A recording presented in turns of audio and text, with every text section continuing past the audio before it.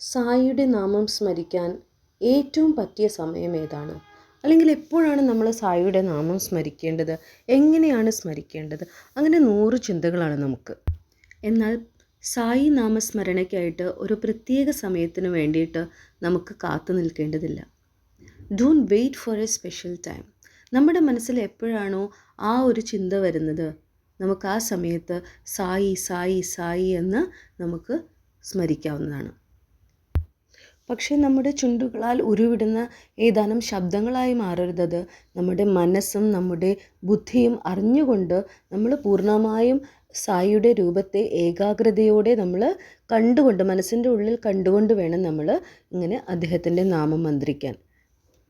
അത് ഭക്ഷണം പാകം ചെയ്യുന്ന സമയമാകട്ടെ, നമ്മൾ ക്ലീനിങ്ങിൻ്റെ സമയമാകട്ടെ, അല്ലെങ്കിൽ നമ്മൾ എവിടെയെങ്കിലും ട്രാവൽ ചെയ്യുകയാണ്, ഈ സമയത്തൊക്കെ നമ്മൾ മനസ്സ് ഏകാഗ്രമാക്കിക്കൊണ്ട് സായി നാമസ്മരണ നടത്താവുന്നതാണ്. ഓം ശ്രീ സായിനാഥായ നമഃ.